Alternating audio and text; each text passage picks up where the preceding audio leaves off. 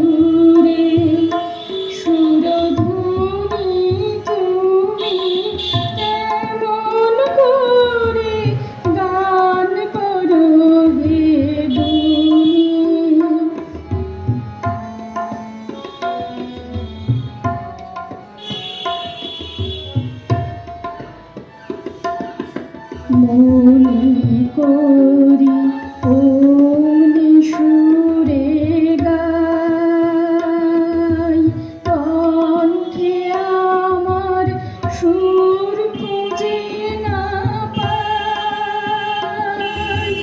মনে করি ওমনি সুরে গাই, কণ্ঠে আমার সুর খুঁজে না পাই।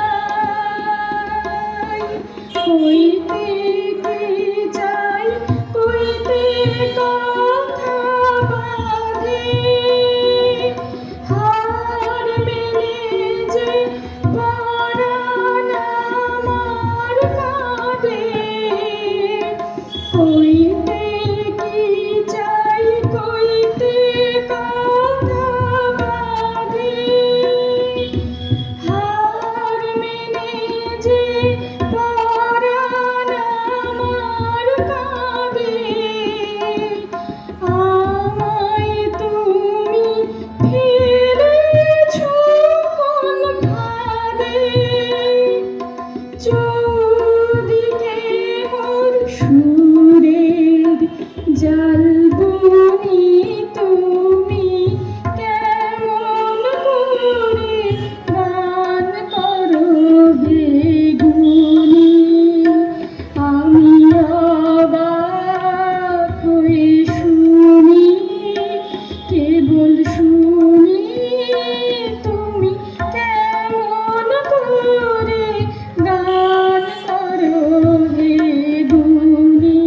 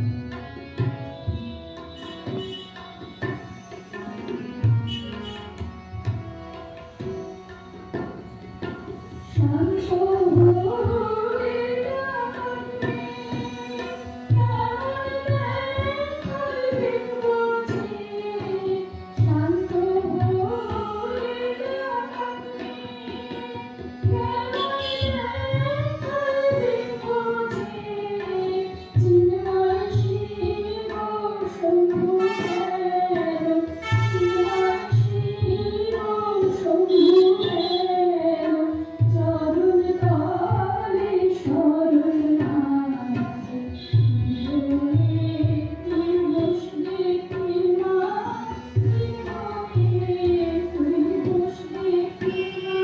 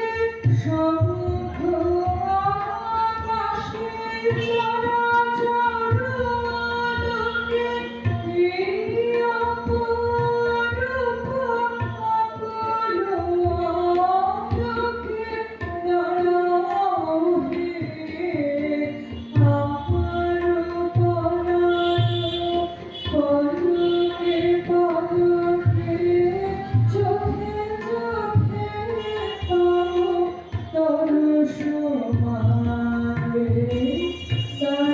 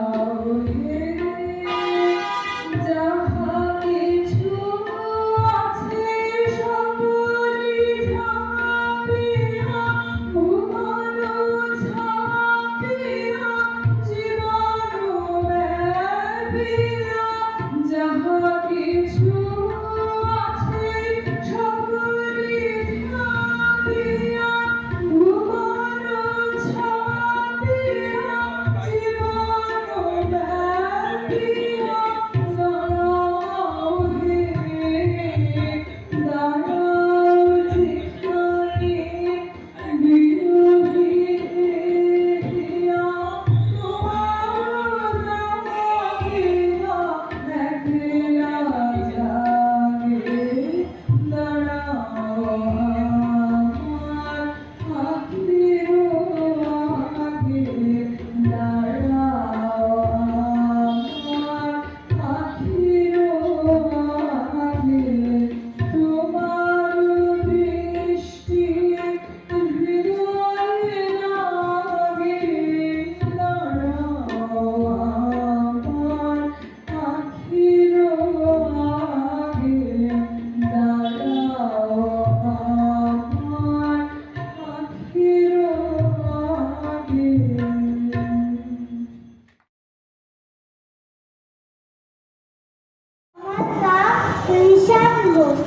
আজকে আমি রবীন্দ্রনাথ ঠাকুরের একটি কবিতা পড়েছি। কবিতার নাম হলো রবিবার। তো মঙ্গল গ্রহ এরা সব আসে তাড়াতাড়ি, এদের ঘরে আসে বুঝি মস্ত হাওয়াগাড়ি।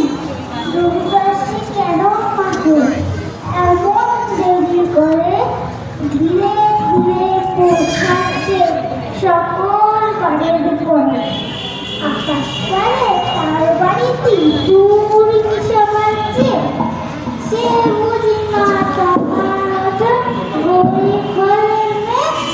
সোমঙ্গল পুজোর খেয়া থাকবারই জন্যে বাড়ি ফেরার দিকে ওদের একটুও মন নেই।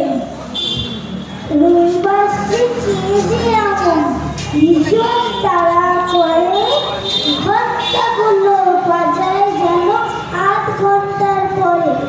আকাশ পারে বাড়িতে তার কাজ হচ্ছে সবচেয়ে, সে বুঝি না তোমার মতন গরিব ঘরের মেয়ে। সোমঙ্গল পুরের জানো মুখগুলো সব হারি, ছোট্ট ছেলের সঙ্গে তাদের ভীষণ আরাম। কিন্তু সময় রাতে শেষে যেমনি উঠি জেগে রবিবারের মুখে দেখি হাসি আছে লেগে। যাওয়ার বেলা যায় সে কেঁদে মোদের মুখে চেয়ে, সে বুঝি মা তোমার মতন গরিব ঘরের মেয়ে। নমস্কার।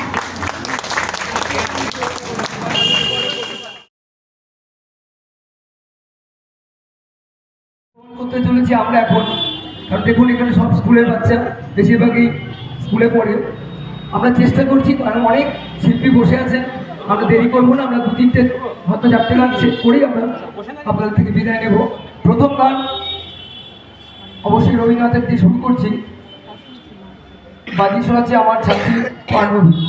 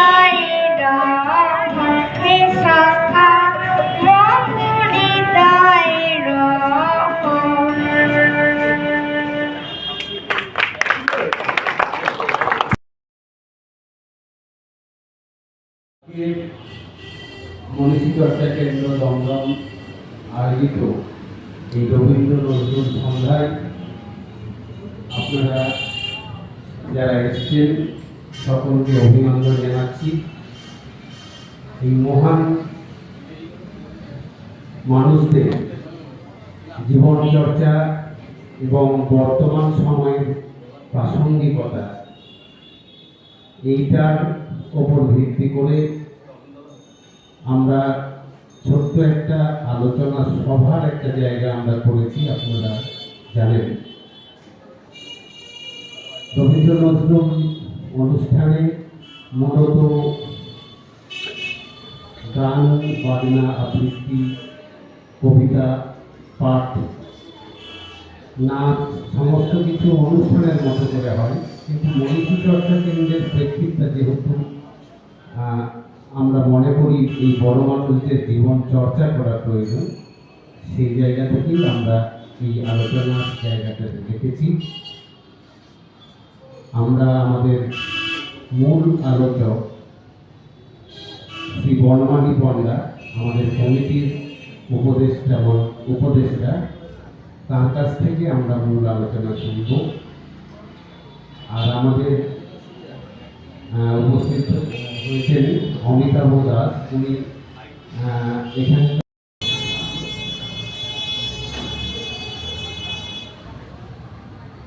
নমস্কার,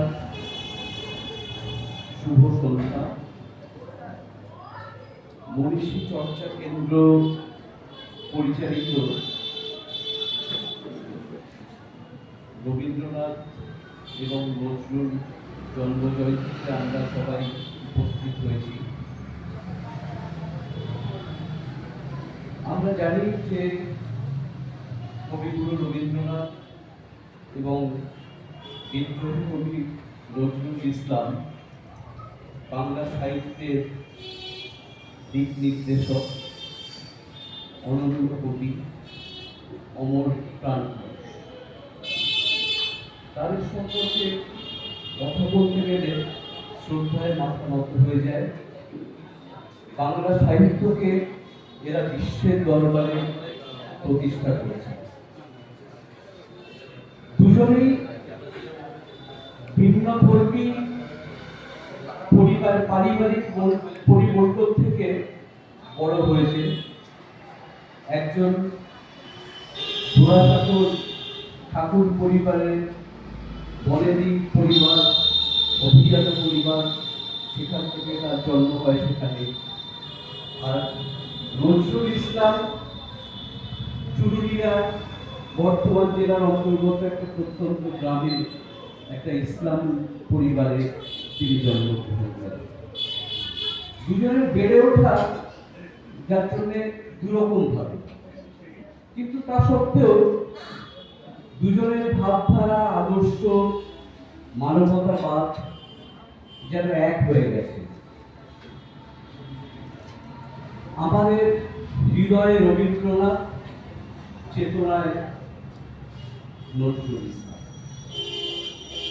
রবীন্দ্রনাথ তার অসংখ্য কবিতা, উপন্যাস, গান, নাটক, লেখনীর যতগুলো ধাপ আছে, ধারা আছে, সমস্ত ধারাতেই তিনি বিচরণ করেছেন কবিগুরুর মতো। তিনি তার গানে আমরা আমাদের সমস্ত অনুভূতিকে আমরা তার গানে পাই। তার মানবপ্রেম, বিশ্বপ্রেম, প্রকৃতি প্রেম, পূজা, সমস্ত পর্যায়ে তার গানগুলো রয়েছে। আর আরেকদিকে বিদ্রোহী কবি, সমস্ত অত্যাচারের বিরুদ্ধে তার লেখনী গড়ছে উঠেছে। সেই বিদ্রোহী কবিতার একটা ছোট্ট অংশ আমার খুব বলতে ইচ্ছে করছে, যেখানে উনি অত্যাচারীর বিরুদ্ধে বরণ ধরেছেন। মহাবিদ্রোহীর অরক্লান্ত আমি সেই দিন অবসান্ত, যবে উৎপীড়িতের ক্রন্দন রোল আকাশে বাতাসে করিবে না, যবে অত্যাচারীর খড়গ কৃপান ভীম রণভূমে রইবে না, বিদ্রোহী রণক্রান্ত আমি সেই দিন থাকব। রবীন্দ্রনাথ নজরুলকে যেমন ভালোবাসতেন, তেমনি নজরুলের রবীন্দ্রনাথের প্রতি প্রচন্ড শ্রদ্ধা ছিল। রবীন্দ্রনাথ তার বসন্ত নাটকটি নজরুলকে উৎসর্গ করেছিলেন। তেমনি কবি নজরুল উনি আবার সৃষ্টি সুখের উল্লাসে এই কবিতাটি রবীন্দ্রনাথের প্রতি নিবেদন করেছিলেন, তাকে উৎসর্গ করেছিলেন। সুতরাং এই অস্থির সময়ে আমাদের এই দুই মহান কবি, বিশ্বকবি, এদেরকে স্মরণ করে আমরা আমাদের সংস্কৃতিকে এগিয়ে নিয়ে চলব। আর এক অদ্ভুত ব্যাপার যে আমাদের ভারতবর্ষ এবং বাংলাদেশ দুই দেশেরই জাতীয় সঙ্গীত রবীন্দ্রনাথের কলমে তৈরি হয়েছে এবং কবি নজরুলকে বাংলাদেশের জাতীয় কবি বলে আখ্যা দেওয়া হয়। তাই এই দুই মহান কবিকে স্মরণ করে আমরা তাদেরকে প্রণাম করে আমাদের এই বাংলা সংস্কৃতিকে, সাহিত্যকে আমরা যাতে এগিয়ে নিয়ে যেতে পারি, তার জন্যে আজকে আমাদের এই প্রতিজ্ঞাবদ্ধ হওয়া উচিত যে আমাদের প্রজন্মকে, আগামী প্রজন্মকে তাদের আলোকে আলোকিত যাতে আমরা করতে পারি। বনমালী বন্যা তার কাছ থেকে আলোচনা শুনব। মঞ্চে উপবিষ্ট মনীষী চর্চা কেন্দ্র দমদমের সভাপতি এবং আজকের এই আলোচনা চক্রের সভাপতি শ্রী সন্তোষ মহন্ত, আজকের মনীষী চর্চা কেন্দ্র দমদম আয়োজিত সাংস্কৃতিক অনুষ্ঠান এবং এই আলোচনা চক্রে উপস্থিত হয়েছেন বিশেষ অতিথি হিসেবে শ্রী অমিতাভ দাস মহাশয় ও উপস্থিত রবীন্দ্র নজরুল প্রেমী সুধী মণ্ডলী।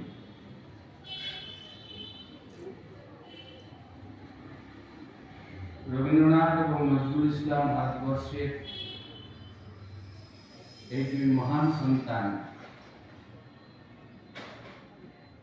আমি মনে করি এখানে যারা উপস্থিত আছেন তারা হয়তো আমার থেকে আরো অনেক বেশি এদের সম্পর্কে জানেন, তাদের কাছ থেকে নিশ্চয়ই শিখব। তো আমার যতটুকু ক্ষুদ্র জ্ঞান এবং বিভিন্ন সময় বিভিন্ন জনের কাছ থেকে বিভিন্ন অভিজ্ঞতা যা পেয়েছি তার সংক্ষিপ্ত আকারে আমি রাখার চেষ্টা করবো আপনাদের কাছে। রবীন্দ্রনাথ এবং নজরুল ইসলাম ভারতবর্ষের নবজাগরণের দুই মহান ব্যক্তি। এই নবজাগরণ কি? ভারতবর্ষের নবজাগরণ নিয়ে এলো প্রথম মানুষের মধ্যে সবার উপরে মানুষত্ব তাহার উপরে নেয়, মানুষের যে নহে কিছু মহিয়া, মানুষকে যথার্থভাবে ভারতবর্ষের নবজাগরণ তুলে ধরল। তাই রবীন্দ্রনাথ তার কবিতার মধ্য দিয়ে মানুষকে দাঁড় করালেন দু পায়ে খাড়া মানুষ। তিনি বললেন, where the mind is free without fear, head is held high, চিত্ত যেটা ভয় শূন্য, উচ্চ যেটা শীল। নজরুল ইসলাম মানুষকে দাঁড় করালেন দু পায়ে খাড়া মানুষ। বলবীর উন্নত মমসী বললেন, শির নেহান আমার এই নত শির ওই শিখর মাতৃ। সূর্য চন্দ্র গ্রহ তারা ছাড়ি আমি প্রথমেই মাতৃ নেব, কারণ আমি লেখক বা সাহিত্যিক বা আবৃত্তিকার এরকম শিল্পী আমি নই। ফলে রবীন্দ্রনাথ বা নজরুল ইসলামের কিছু কথা তাদের মূল নির্যাসটুকু আমি আপনাদের কাছে তুলে ধরবার চেষ্টা করবো। হয়তো মূল তাদের কথাগুলো আসবে না, তাদের শব্দগুলো তত রাখতে পারবো না, সেই জন্য আমি আপনাদের কাছে ক্ষমা চেয়ে নিচ্ছি। তো নজরুল ইসলাম বললেন, সূর্য চন্দ্র গ্রহ তারা ছাড়ি তিনি তুলে ধরলেন মানুষকে, বললেন গোলক গোলক গোলক ভেদিয়া খোদার আসন আরস্যে দিয়া চির বিস্ময় আমি উঠিয়াছি বিশ্ববিধাত্রী। বললেন মানুষের প্রগতির পথে, মানুষের অগ্রগতির পথে যদি ভগবান যদি বাধা হয়, বললেন আমি বিদ্রোহী ভৃগু ভগবান বুকে এগিয়েই পদচিহ্ন, আমি স্রষ্টা স্তর সত্তা ভানা খেয়ালি বিধি গপ করিব ভিন্ন। বলছেন কি নজরুল ইসলাম মানুষকে সেই জায়গায় প্রস্তাব দিয়েছেন যে মানুষের চেয়ে বড় কিছু নেই। যদি ভগবান যদি বাধা হয় সেই যুগে দেখে, বললেন তার বুকে আমি পদচিহ্ন এঁকে দেব। এই মানুষ এই চরিত্র সৃষ্টির তাগিদ নিয়ে আপত্তি নেই তাদের এই কাব্য রচনা। আমি অন্তত যতটুকু রবীন্দ্রনাথ তার কবিতার মধ্য দিয়ে, তার কথার মধ্য দিয়ে আনলেন যে মানুষ কিভাবে হবে। কালান্তর প্রবন্ধে তিনি বললেন তরুলতা জন্মালি তরুলতা, পশু জন্মালি পশু, ব্যাং অব্যাং হয় না, গরু অগরু হয় না, মানুষ অমানুষ হয়। রবীন্দ্রনাথ বললেন মানুষ জন্মালি মানুষ হয় না, প্রাণপণ প্রচেষ্টায় থেকে মানুষ হতে হয়। কিসের মধ্যে কি দিয়ে মানুষ হবে? আজকের এত বছর পরে আমরা রবীন্দ্রনাথ নজরুলকে স্মরণ করছি কেন? নিছক কিছু আনুষ্ঠানিকতার জন্য? আমি মনে করি না। রবীন্দ্রনাথ বলছেন জলাশয় পূর্ণ হয় জল দিয়ে, মানুষ শুধু মানুষের দিকে কোনো আদর্শ কোনো সংস্কৃতি বাতাসে ভেসে বেড়ায় না, গায়ক। তাই রবীন্দ্রনাথ নজরুল যে মহান দুই ব্যক্তিত্ব, মহান হলেন কিসের পথ? ভগবানের আশীর্বাদ, আল্লাহর দোয়া, ঈশ্বরের আশীর্বাদ?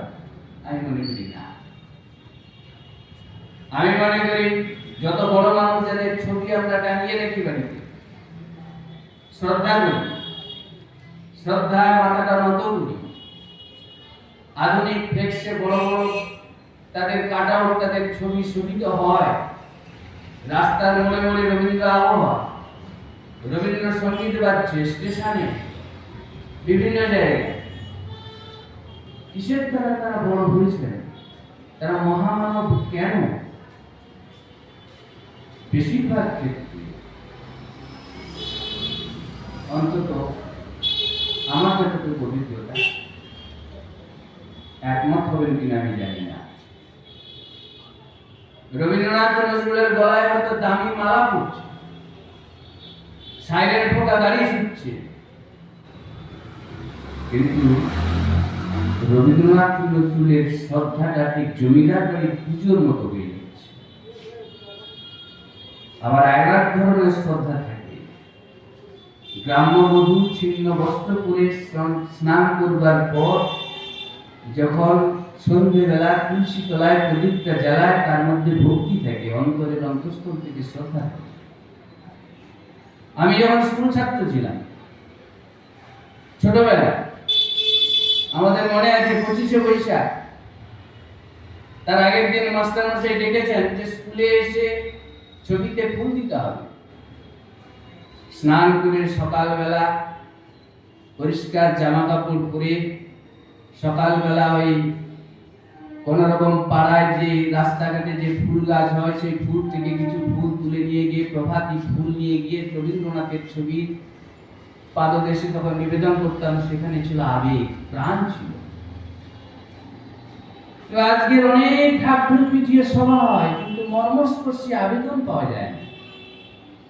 অনেক বক্তারা হয়তো বলেন রবীন্দ্রনাথের মতো হতে হবে, নজরুলের মতো হতে হবে, কিন্তু প্রাণিত করে না, প্রাণ আছে। সেদিন ছিল একটা ভক্তি, একটা প্রাণ। রবীন্দ্র আবহ সত্যিকারের সেদিন গড়ে উঠত। এখন আর সেই প্রাণ পাওয়া যায় না।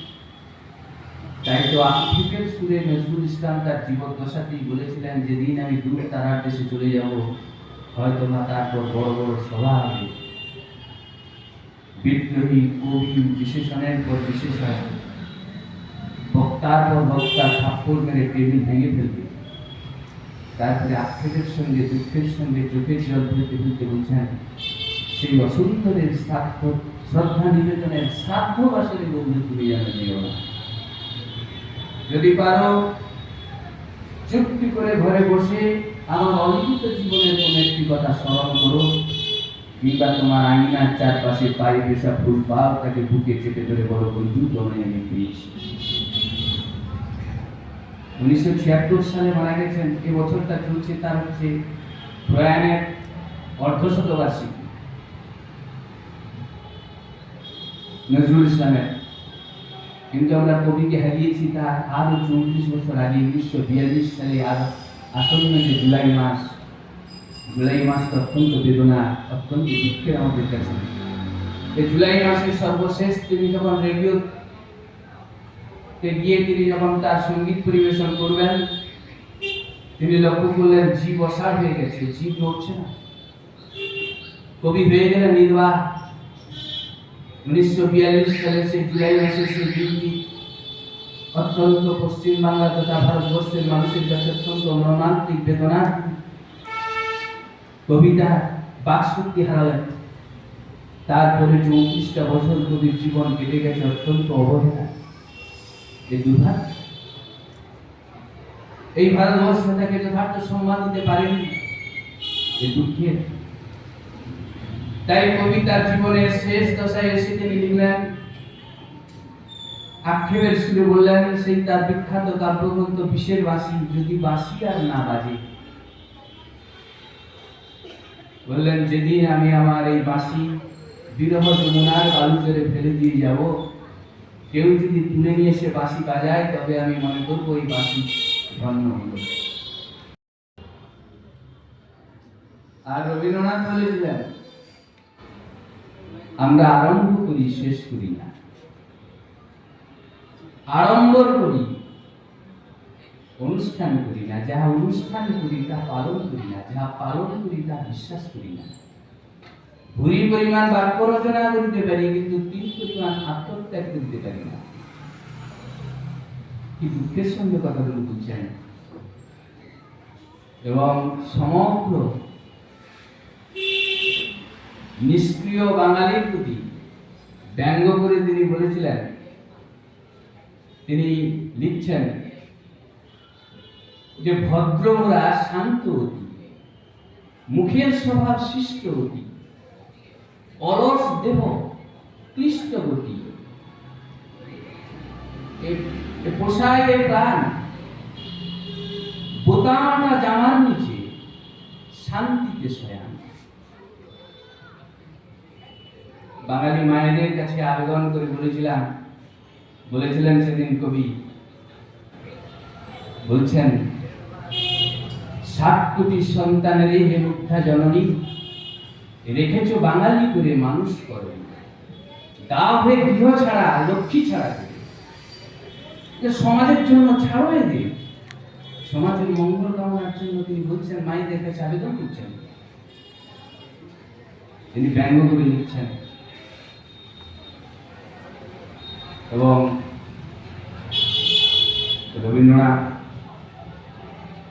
তার জীবনে অনন্য সাধারণ নজির রেখে গেছেন, যা আমাদের কাছে অত্যন্ত, আজকের আমরা বিশেষ করে আমি যখন বলছি,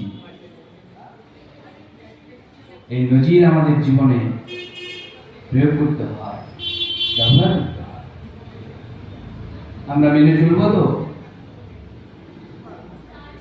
অনন্য সাধারণ সেই নজির কি? রবীন্দ্রনাথ তখন প্রতিষ্ঠিত বিশ্বকবি হিসেবে, ভারতবর্ষের সাহিত্যের জগতে তখন হচ্ছে শরৎচন্দ্র উঠছেন।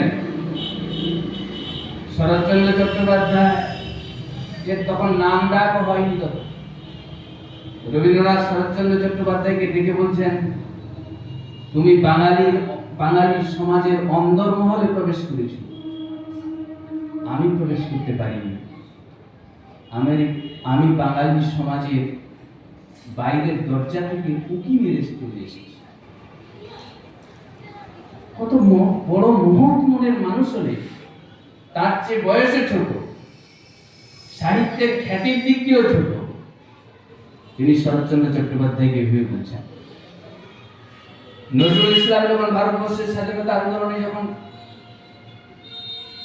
গ্রেপ্তার হয়েছেন, কারাগারে অনশন করছেন, আমৃত্যু অনশন, জলস্পর্শ করছেন না, রবীন্দ্রনাথ চিঠি পাঠাচ্ছেন নজরুল ইসলামকে লিখে যে our literature claims you, give up hunger strike, সাহিত্যের প্রয়োজনে তোমাকে বেঁচে থাকতে হবে। আমরা জানি সেই অনশনে অংশগ্রহণ করেছিলেন ভারতবর্ষের আরেকজন মহান বিপ্লবী যতীন দাস। 63 দিন অনশনের পরে যখন তিনি ভারতবর্ষের স্বাধীনতা আন্দোলনের বীর বিপ্লবী শহীদের মৃত্যুবরণ করলেন, ঠিক তার পরের দিন যে যতীন দাস বলেছিলেন, I will stick to the last, আদর্শের প্রতি আমি অবিচল নিষ্ঠা নিয়ে আমি থাকবো, অবিচল বিরোধা আমি থাকবো। তারপরের দিনে প্রেসিডেন্সি কলেজে তৎকালীন রসায়ন বিভাগের অধ্যাপক আচার্য প্রফুল্লচন্দ্র রায় ছাত্রদের কাছে ক্লাসে গিয়ে ওই সংবাদপত্রের যে হেডলাইনটা লিখেছিলেন যে শিখে না হয়ে ছেলেটা স্যার আর উইলের ব্যবহারকে শিখিয়ে দিয়ে গেল। I will stick to the last. এই অনশনে শহীদের মৃত্যুবরণ করলেন যতীন দাস। যুদ্ধের বিরুদ্ধে, সাম্রাজ্যবাদী আক্রমণের বিরুদ্ধে ইতালিতে গিয়েছিলেন 1926 সাল রবীন্দ্রনাথ। মুসলিনের সঙ্গে কথা বলেন, তার সঙ্গে বেশ ভালো ভালো মূল্যবোধের কথা শুনে তিনি আপ্লুত হলেন, মুসলিনের প্রশংসা করতে শুরু করলেন।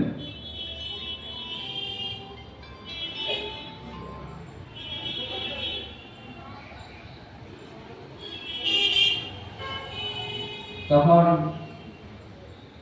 তার আর এক বন্ধু রোমারুলা তাকে ডাকলেন, বললেন, মুসলিমের যে উগ্র জাতীয়তাবাদ,